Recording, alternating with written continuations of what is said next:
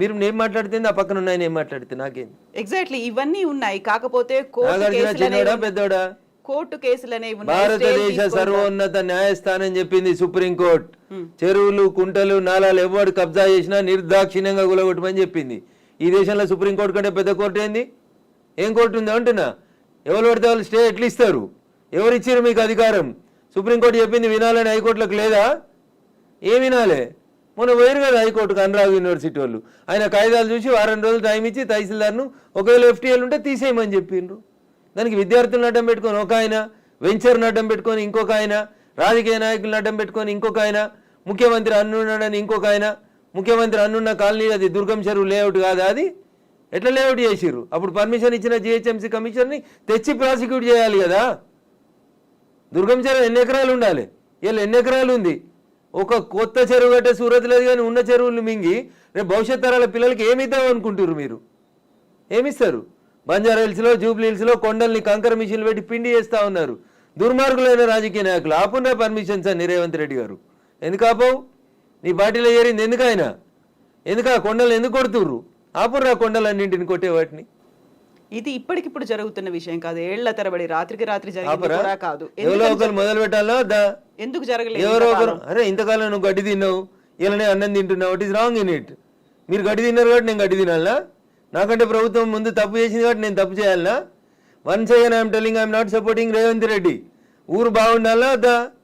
పిల్లలు మీ కళ్ళ ముంగట వాయినాల్లో కొట్టుకుపోయినట్టు బురదలలో కొట్టుకుపోవాలని కోరుకుంటురా? నేను కోరుకుంటలేను. నా భాగ్యనగరం బాగుండాలని కోరుకుంటున్నా. ప్రపంచానికి హైదరాబాద్ ఒక కీర్తి ప్రతిష్టలు ఇచ్చిన నగరం. 400 సార్లుగా చరిత్ర ఉంది దీనికి. ఇంత మాట్లాడతారు. అసలు భాగ్యనగరాన్ని భాగమతి నది ఒడ్డున కట్టినప్పుడు ఎందుకు కట్టిర్రు? అప్పుడు ఏమైనా వరదలు రాలేదా? మూసీకి వరదలు రాలేదా? అప్పుడు ఏం తెలుసా హైదరాబాద్ చరిత్ర వీళ్ళకి మాట్లాడేటోళ్ళకి? ఈ ముఖ్యమంత్రి వచ్చి మూసీ ప్రక్షాళన అంటాడు, ఆ ముఖ్యమంత్రి వచ్చి కాళేశ్వరం అంటాడు, ఈయన 1,00,000 కోట్లు అంటాడు, ఆయన 1,00,000 కోట్లు అంటాడు. నేను వాళ్ళ కమిషన్ల కోసం మాట్లాడతలేను. నేను మల్లారెడ్డి గారు కడితే గులగొట్టుర్రి, పల్లారాజేశ్వరరెడ్డి గారు కడితే గులగొట్టుర్రి, నాగార్జున గారు గులగొడితే నేను కదా అందరికంటే ముందు మాట్లాడింది. కోర్టు స్టే ఇచ్చిందంటే ఎట్లా ఇస్తుంది కోర్టు అని అడిగిన. బరాబర్ అడుగుతా నేను. పొద్దున 6 గంటలకు కూలగొట్టుడు మొదలు పెడితే మధ్యాహ్నం లంచ్ మోషన్ అయింది, 3 గంటలకు స్టే అయింది. అది స్టే అని మీడియా మిత్రులు తప్పు రిప్రజెంట్ చేసిర్రు. స్టేటస్కో ఇచ్చింది, అది కూడా కరెక్ట్ కాదంటే నేను జడ్జి గారి ముందు కూడా ఇట్లా వాదిస్తా. నేను కూలగొట్టాలి అంటున్నా. 2014లో చెప్పింది అంటున్నా ఆంధ్రప్రదేశ్ ఉమ్మడి హైకోర్టు. ఏమని? ఎన్ కన్వెన్షన్ సర్వే చేయమని చెప్పింది హైకోర్టు. సర్వే చేసి HMDA 2016లో రిపోర్ట్ ఇచ్చింది. అందులో 3.5 ఎకరాల FTL బఫర్ జోన్ ఉందని. 2016 నుంచి ఇలా ఎందుకు కులగొట్టలేదు అంటున్నా. కోర్టు ఉత్తర్వులను ఎందుకు ఉల్లంఘించారు? ఏం జరిగింది అనుకుంటున్నారు మీరు? ఏం జరుగుతుంది? వాళ్ళ కోడలు బ్రాండ్ అంబాసిడర్ అయింది చేనేతకి. ఆమెకి చేనేత తెలియదు, చీర తెలియదు. ఆమె తెచ్చి బ్రాండ్ అంబాసిడర్ చేసారు. ఆ సంబంధాలు ఏం సంబంధాలు వాళ్ళు చెప్పాలి, అప్పుడున్న వాళ్ళు చెప్పాలి. నాకేం తెలుస్తుంది? వాళ్ళకి ఆ రంగుల లోకంతో ఉన్న రక్త సంబంధం ఏందో వాళ్ళు చెప్తే బాగుంటుంది. నానోరు ఎందుకు ఖరాబ్ చేస్తారు? రంగుల లోకంతో రక్త సంబంధం అలా అనుకుంటే కేవలం ఎన్ కన్వెన్షన్ నాగార్జున దాని మీద ఉంటుందా? ఇప్పటికి పద్మాలయ స్టూడియో మీద లొల్లిపెట్టింది రఘునందన్. ఇదే హరీష్ అని 6 అడుగులు ఉన్నాడు మాట్లాడిండు. మళ్ళీ పర్మిషన్ ఎట్లా ఇచ్చారు ప్రభుత్వం రాగానే? లాంకో హిల్స్ వక్ఫ్ భూమిలో ఉన్నారు. 10 ఏళ్ళు అధికారంలో ఉన్నాడు కేసీఆర్ అంటే. ఆయన ఒక రోజైనా మాట్లాడండి ఆ వక్ఫ్ భూముల గురించి? లగడపాటి కడుతుండని చెప్పి లాంకో హిల్స్ అంతా వక్ఫ్ భూములు దున్నుతాం, పల్గొడతాం, ఇరుగొడతాం అన్నారు. పర్మిషన్ ఎవరు ఇచ్చారో తెలుసా కవిత గారు? పద్మాలయ స్టూడియోలో అపార్ట్మెంట్లు కట్టుకోవడానికి పర్మిషన్ ఇచ్చింది ఇదే గౌరవనీయులు కేసీఆర్ గారు, KTR గారు, హరీష్ రావు గారు. ఆ రక్త సంబంధం ఏందో అడుగుండ్రు. జర్రంత అవతలకి పోతే MR ప్రాపర్టీస్ అని ఒకటి ఉంటాయి. MR ప్రాపర్టీస్లో రైతులు, తెలంగాణ రైతులు మా భూములు పోతున్నాయని ఏడిస్తే వాళ్ళకి పైసలు ఇప్పిస్తామని స్పీచ్లు ఇచ్చిండు. ఇదే KTR, అదే హరీష్ రావు, అదే కేసీఆర్ అన్నట్టు. ఆయన 10 ఏళ్ళు మంత్రులుగా పదవి అనుభవించారు. ఎన్నడన్నా MR ప్రాపర్టీస్లో భూములు కోల్పోయిన రైతుల గురించి మాట్లాడేందుకు వీళ్ళకి నోరు వచ్చిందా? ఎందుకు రాలేదనుకుంటారు కవిత గారు? కారల్ మార్క్స్ అని కమ్యూనిస్టు సిద్ధాంతకర్త చెప్తాడు, మానవ సంబంధాలన్నీ ఆర్థిక సంబంధాలనే చెప్తాడు. అందుకనే రాఘవేంద్రరావు సినిమాక్స్ని ముట్టలేదు టీఆర్ఎస్ పార్టీ. పద్మాలయ స్టూడియోస్లో అపార్ట్మెంట్లు కడుతుంటే సపట్లు కొట్టిర్రు. MR ప్రాపర్టీలో తెలంగాణ రైతులు మునిగిపోతే నోరు మూసుకున్నారు. నాలాంటి ఎవడో మాట్లాడాలి కాబట్టి మాట్లాడడం మొదలు పెడతా ఉన్నాం. I stand for the poor only. నేను ఇప్పుడు ఈ రాష్ట్ర ప్రభుత్వాన్ని డిమాండ్ చేస్తా ఉన్నా. నేను అమ్ముతురు కదా కోకాపేటలో ఎకరం 100 కోట్లు పెట్టి 100 ఎకరాలు అమ్మిండ్రు కదా. ఆ పక్కన ఇంకా 150 ఎకరాలు ఉంది ప్రభుత్వ భూమి. ఇప్పుడు ఇండ్లు పోతున్న వాళ్ళందరికీ ఒక 25 ఎకరాలు లేఅవుట్ చేయండి. ఈ పేదోళ్ళందరికీ మంచిగా 100 గజాల స్థలం ఇయ్యండి. ప్రధానమంత్రి ఆవాస్ యోజన కింద ఇంటి పైసలు 5 లక్షలు ఇయ్యండి. ఇందిరమ్మ ఇంటి కింద నువ్వు 5 లక్షలు. ఈ నాలాల మీద కట్టుకున్న వాళ్ళు, చెరువులు కుంటలలో కట్టుకున్న వాళ్ళ కోసం ఏంది కోకపేటలో 100 కోట్లకు ఎకరం పోయే భూమిలో వీళ్ళకి లేఅవుట్ చేసి 25 ఎకరాలు అక్కడ ఉప్పల్ బగాయితో లగాయితో అని పెట్టి అమ్మిర్రు కదా ఊడా యాక్షన్ పెట్టి. అట్లా ఈ గరీబ్ వాళ్ళందరికీ తీసుకొచ్చాడు కాలనీ కట్టు. వీళ్ళు అరువులు కాదా 100 కోట్ల భూమిలో ఉండేందుకు? 10 ఏళ్ల క్రితం కట్టుకున్న ఇల్లు కన్నం కూడా కూలిపోతుంది కదా, బాధపడుతురు కదా. వాళ్ళని తీసుకొచ్చాడు 25 ఎకరాలు లేఅవుట్ చేయి Revanth Reddy. Then I will support you, then I will congratulate you. అంతేగాని అసదుద్దీన్ ఓవైసీ ఇచ్చిన ఉడత ఊపులకు భయపడితే 400 కాదు 4000 స్టూడెంట్స్ ఉన్నారని బెదిరిస్తాడు. ఎందుకు సల్కం చెరువు కూల్తలేదు? కూలాలి కదా సల్కం చెరువులో ఉన్న ఫాతిమా మెడికల్ కాలేజ్. ఎందుకు భయపడుతున్నారు? ఏమవుతుంది రేవంత్ రెడ్డి గారు? మొదలుపెట్టినావు కదా, కొట్టేసేయన్ని. అపప్రద నీకెందుకు?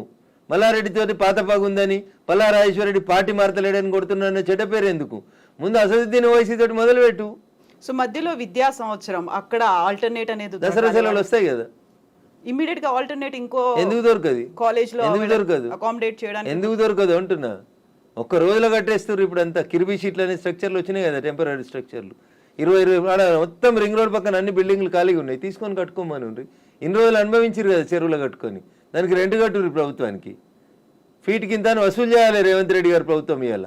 ఏసి నిజంగా ఎవరైనా పేదలకు నష్టం జరుగుతుంది చెరువులలో తెలిసి తెలియక అమాయకంగా ప్రభుత్వం లేఅవుట్కి పర్మిషన్ ఇస్తే కట్టుకున్న వాళ్ళు ఉన్నారు. వాళ్ళందరినీ తీసుకొచ్చి కోకపేటలో పెట్టండి అంటున్నా. ఏంది ప్రాబ్లం ఏంది మీకు? గరీబులు అక్కడ ఇల్లు కట్టుకోదా కోకపేటలో? కట్టుకొని 100 గజాలి, 100 కాకపోతే 150 గజాలి, ఇంకా 150 ఎకరాలు ఉంది కదా ఆడ. నిజంగా నీకు హైదరాబాద్ శుద్ధి చేయడమే నీ లక్ష్యం అయితే రేవంత్ రెడ్డి గారు, కోకపేటలో ఉన్న 150 ఎకరాలలో ఎన్ని ఇల్లు పోతున్నాయో ఐడెంటిఫై చేయి. అందరికీ మంచికి 100 గజాలకు పట్టాలి. అప్పుడు ప్రజల్ని నర్శిస్తారు. ఇప్పుడు జీవో 111 కాదు, అంతకుముందు వాల్టా యాక్ట్లు ఇవన్నీ కూడా వచ్చాయి మన వాటర్ బాడీస్ ని ప్రొటెక్ట్ చేసుకో. నాకంటే ముందున్న వాళ్ళు ప్రతి ఒక్కరు తప్పు చేసిండని ఇప్పుడు నన్ను తప్పు ఏమని అడిగే అధికారం మీకు? నో, అంటే ముందు నుంచి ఎందుకని ఫోకస్ పెట్టలేకపోయారు? ప్రెషర్స్ ఏమున్నాయి? ఎవరికి భయపడ్డారని మీరు? రాజకీయ నాయకులకి, రియాల్టర్లకి, వాళ్ళు ఇచ్చే పైసలకి. ఇంతకంటే ఎక్కువ ఏముంటుంది తల్లి? కట్టే కొట్టే తెచ్చిమంటే ఇంతే.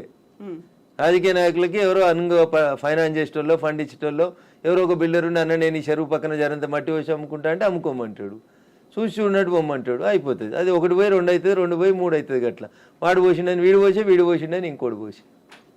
సో ఇప్పుడు మనకి వానలు, వరదలు, ఇవి మునిగిపోవడాలు ఇలాంటివన్నీ ప్రతిసారి వచ్చినట్టే. ఇదంతా ఎకలాజికల్ ఇంబ్యాలెన్స్. ఎగ్జాక్ట్లీ, ఇదంతా ఎకలాజికల్ ఇంబ్యాలెన్స్. ప్రకృతిని కాపాడండి, పర్యావరణాన్ని ప్రేమించండి. లేకపోతే ఇప్పుడు మంచినీళ్ళు తాగమంటే బాటిల్ పెట్టినట్టు రేపు ఆక్సిజన్ సిలిండర్లు జబ్బ మీద వేసుకొని మీ మన్మరాలు తిరగాల్సిన దుస్థితికి పోతారు మీరు. ఆ పరిస్థితి రాకుండా కాపాడండి అంటున్నా. ఎగ్జాక్ట్లీ. సో కోర్టు నోటీసులు, స్టేలు, ఆ తర్వాత స్టేటస్ కో మెయింటెనెన్స్లు ఇవన్నీ కూడా అంటే ప్రతిదీ ఏది టచ్ చేద్దామన్నా మళ్ళీ కోర్టుతో లింక్ అయి ఉంది కాబట్టి ఇది కూడా ఎక్కువ కాలం నిలవదేమో హైడ్రా అనేది కూడా వినిపిస్తుంది. యాజ్ అడ్వకేట్ మీరేం చెప్తారు అసలు? సో నేనేమంటున్నా, శుభం గోర్ర పెళ్లి కొడుకు అంటే ఏదో అన్నాడంటే అట్లున్నది మా కవిత ఆలోచన. ఎందుకు కోర్టు ఎందుకు ముందు నుంచి అనేది అదే కదా, కవిత ఆలోచన దగ్గరికి వెళ్ళింది అనగానే కోర్టు స్టే కోర్టు పరిధిలో మాట్లాడము అనే మాటలు ఎవరు? నేను మాట్లాడుతూనే ఉన్నా కదా రోజు. నో, మీరనట్లేదు, ఆక్యుపై చేసుకున్న వాళ్ళ దగ్గర నుంచి వచ్చే సమాధానం అదే, కోర్టు పరిధిలో ఉంది కాబట్టి. తప్పించుకునే ప్రయత్నం తప్ప ఏముంటది? దొంగకు తేలుగుడితే ఏం చేస్తాడు? తేలుగుట్టిందని చెప్తాడా? అప్పటికి నోరు మూసుకొని పోతాడు. గట్లే ఉంటుంది. ఏం స్టే ఉంది? స్టే ఉంది అని ట్వీట్ చేసి ఏడ స్టే ఉంది? ఏ కోర్టులో స్టే ఉంది? ఏంది స్టే? స్టేలు సంవత్సరాలు ఉండొద్దని ఇదే సుప్రీంకోర్టు చెప్పింది అంటున్నా. మా గౌరవ న్యాయమూర్తులు అట్లా సంవత్సరాలు స్టే ఇయ్యరు. స్టే ఈజ్ టెంపరరీ అంతే. 15 రోజులు, నెల, 2 నెలలు, 3 నెలలు అంతే. స్టే ఏంది? 2014లో ఎన్కన్వెన్షన్ సర్వే చేయమని 2024 దాకా స్టే ఇచ్చిరా? ఏ కోర్టు ఇచ్చిందో చూపెట్టురు నాకు. మీ అంత చదువుకోకపోవచ్చు కానీ నాకు స్టే అంటే ఏందో అర్థం తెలుసు. జర చూపెట్టుర్రి. హైడ్రాకి విధి విధానాలు లేవు, సరిగా ఏది ఫామ్ చేయకుండానే ముందుకెళ్ళిపోతున్నారు. బుల్డోజర్ సర్కార్ని తీసుకొస్తోంది హైడ్రా పేరుతో అనే వాదనని ఎట్లా చూస్తారు మీరు? మీకు వచ్చిన కడుపు నొప్పి ఏంది? మీరు ఫేర్గా ఉన్నారు కదా, మీరు నీతిగా ఉన్నారు కదా, మీరు పర్యావరణం బాగుండాలని కోరుకుంటారు కదా, ఈ భాగ్యనగరం బాగుండాలని కోరుకుంటారు కదా. In what way you are agreed by it? మీకు వచ్చే నష్టం ఏందో అంటున్నా.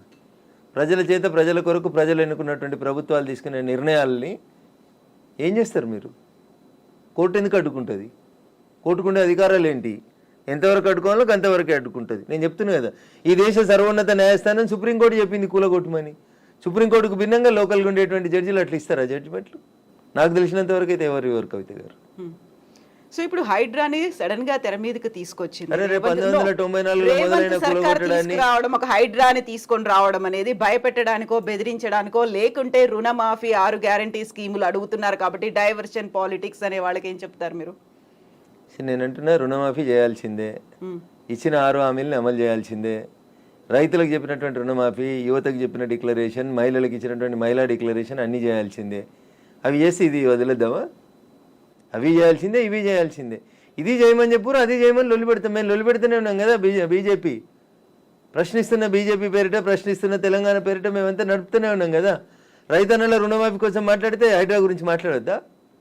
బట్ అది డైవర్షన్ కోసమే చేస్తున్నారు అనే మాట. So I don't have any comment on this particular issue. నేనేమంటున్నా, నేను రుణమాఫీ కాలేదు, రైతులతో చేయించేది రైతులతో చేపిర్రి, హైడ్రాకి దానికి ఏం సంబంధం అంటున్నా. ఎందుకు రాస్తున్నాయి పేపర్లు హైడ్రా గురించి అంత గొప్పగా? వదిలేశారు, ఆయన పని ఆయన చేసుకుంటూ పోతాడు, మీ పని మీరు చేసుకోర్రి. రుణమాఫీ గురించి మీరు రాయమంటే రాస్తారా? రాయరు కదా. రైతులు మాట్లాడితే మన పేపర్లలో హెడ్ లైన్స్ రావు కదా. ఏమవుతాయి మనకి? హైడ్రా మా కేటీఆర్ అంటాడు, ఆయన పోయి అమెరికాలో అంటాడు. అది ఫుల్ హాఫ్ పేజీలు వస్తుంది, పెద్ద పేజీలలో వస్తుంటుంది. ఫస్ట్ పేజీలలో 119 ఎమ్మెల్యేలలో ఆయన యువరాజు అయినట్టు ఆయన మాట్లాడితే పైన ఒక బాక్స్ కట్టి రాస్తారు మీరు. ఆయన కట్టిన జన్వాడ ఫామ్ హౌస్ నాది కాదని స్టేట్మెంట్ మారుస్తాడు. ఒక్క మీడియానైనా రాసిందా? రేవంత్ రెడ్డి అన్నట్టు ఆయన అరెస్ట్ చేసిన రోజు ఈ ఫామ్ హౌస్ నాది, ఇగో దాని మీద డ్రోన్ ఎగిరేసినావు, ఇగో క్రైమ్ నెంబర్ ఇంత, నార్సింగ్ పోలీస్ స్టేషన్ అని తీసుకొచ్చి ఒక్కరైనా రాసిరా మా జర్నలిస్ట్ మిత్రులు? ఇవాళ అది నోరా మోరా, ఇది నాది కాదు నా దోస్తుంది అని చెప్తే ఎందుకు రాయారు? ఆ రోజు స్టేట్మెంట్, ఈ రోజు స్టేట్మెంట్ రెండు పక్కన పెట్టి ఎందుకు చూపాయించారు?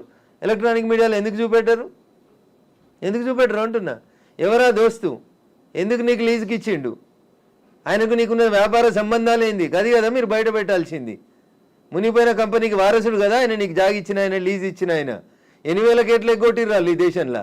అది మాట్లాడుకుందాం గట్లా. ఇవి మాట్లాడితే మంచిగా ఉంటాయి కదా. కవిత గారు ఆయన డింగ్ డింగ్ అని ఎగురుకుంటూ పోయి జొన్నవాడ ఫామ్ హౌస్ ఆ రోజు ఎందుకు చేసినావు? డ్రోన్లు ఎగురుతలేవా? తెలంగాణలో డ్రోన్ ఏడా ఎగురుతలేదా? డ్రోన్ ఎగిరేస్తే తప్ప ప్రతి పెళ్లిలో డ్రోన్ ఎగురుతుంది, ప్రతి బరాతులో డ్రోన్ ఎగురుతుంది, ప్రతి శ్రీరామనవమికి డ్రోన్ ఎగురుతుంది, ప్రతి వినాయక చవితికి. ప్రైవేట్ ప్రాపర్టీ మీద ఎగరడం అనేది నీది కాదు కదా ప్రాపర్టీ. నువ్వెందుకు కంప్లైంట్ ఇచ్చినావు?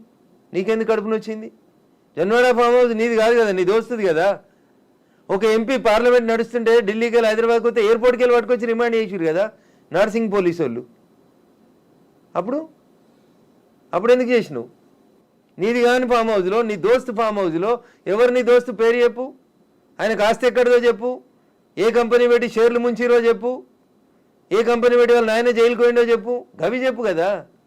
వాస్తవాలు జనాలకి తెలియకుండా చేస్తారు కాబట్టి నాలంటోడు మాట్లాడాల్సి వస్తుంది. హైడ్రామా అన్నారు, ఎవరు చేస్తున్నారు హైడ్రామా? అన్నోడు చేస్తున్నాడు అంతే. ఎవడు అన్నోడు పేరు చెప్తా చెప్తావా? వాని చరిత్ర ఏందో చెప్పిపోతే మీరు అన్నారు